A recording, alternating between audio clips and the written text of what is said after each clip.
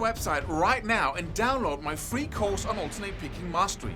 It contains 5 essential exercises that will take you to alternate picking mastery faster than you can imagine.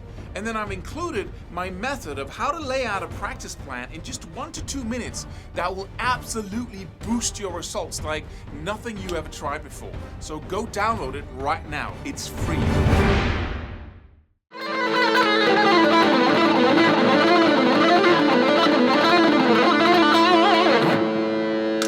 Hey, in this video, I'm going to give you a piece of advice that will change your focus, because just a slight shift in how you focus on practicing and playing guitar will mean a world of difference. And it's that world that we're talking about in this short video here. What is that world? Well, we can teach guitar on a general level. You know, how to strum a chord, for instance, that's a good place to start. It's everywhere. But let's just start here. You teach a guy a strumming pattern, right? Right, and that's the way you teach it, because you can only describe it on the surface, and that's why it sounds like they're down, down, up, down, down, whatever it is. Then you can, go into more detail and say, okay, the first strum is on the bottom strings or the lower strings, the second is on the high. But it's still like, it's crude. It's you can only describe it in that way because the details of it, the real juice where it really becomes interesting and musical, is not something that you can practice in that way. You can only get so good at that strumming pattern that it gives you freedom to actually start, influencing the sound and going.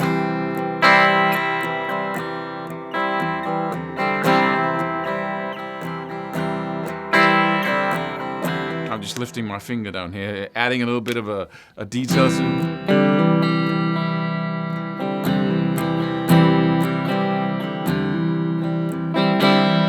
Right?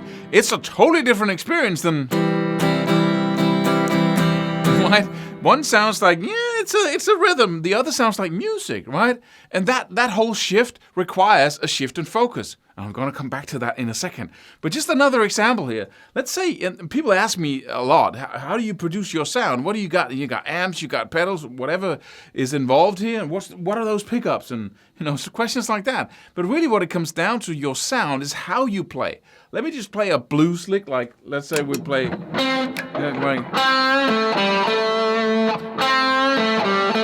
I can even say, okay, that's the lick, right? Well, we got 3 notes here. You bend the first one. And then you do some vibrato on the last one. But exactly how do you pick the notes? Exactly what's that combination of slight pinch harmonics and, vibrato? Do I wait before I do the vibrato and just hit the note? How fast is the vibrato? How wide is it? All those little details. That is another part of the brain completely.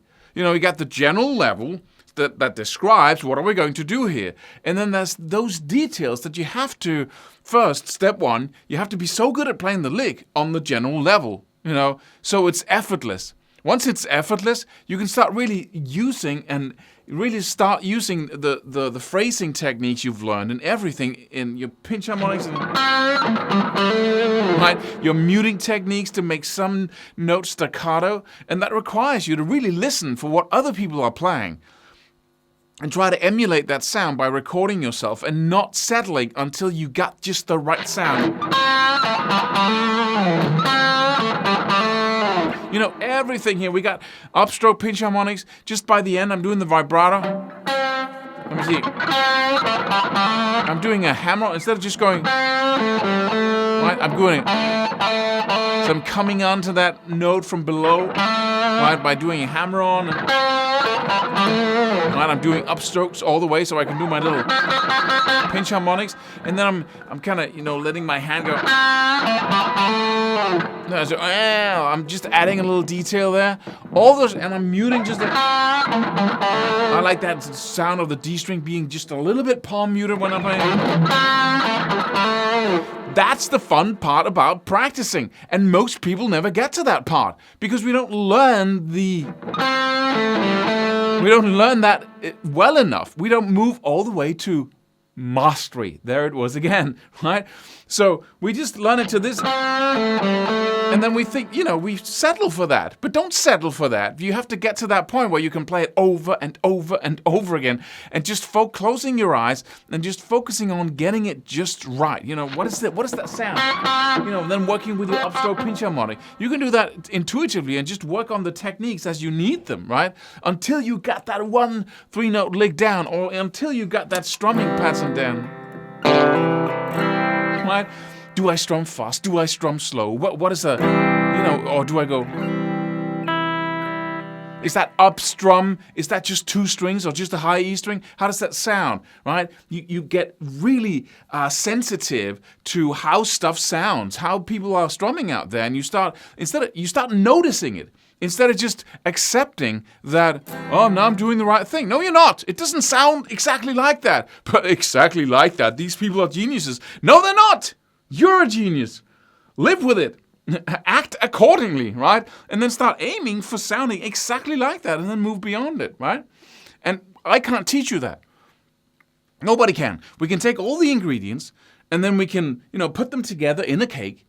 But then you have to go, is that just a little bit more lemon? Maybe too salty now. Let me start over. Only you can do that. Only you can say, when do I have because this is on an not experimental, but an experiential level, where it's your experience of what you're playing that says, bing, that was correct, or not yet, right?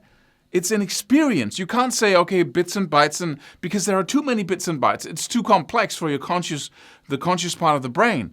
So another part of the brain has to take over, and the only way you can let it take over is by learning that lick, that chord, that strumming, that whatever it is that you're learning, and learn it so well that you have the freedom to go into the details, right? And that's when I see you play suddenly, you went from going, being detached from your instrument, and then being all into it, like having with your guitar, right? Because you're so intimate, you're so down to the details, and you feel the strings, and you do just the right amount of pinch harmonics, and that, it's a repetitive task like anything else.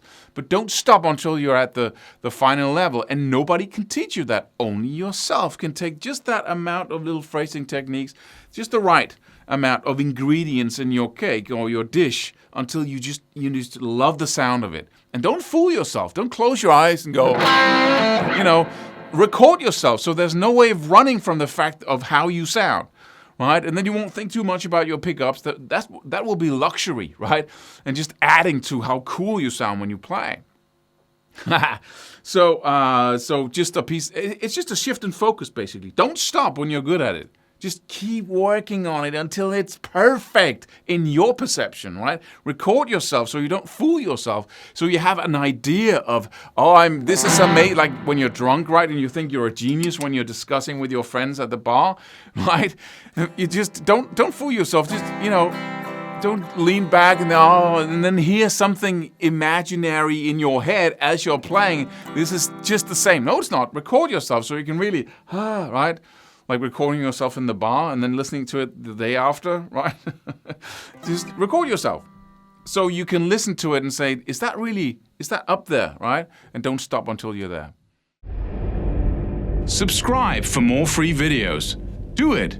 Do it now. Do it.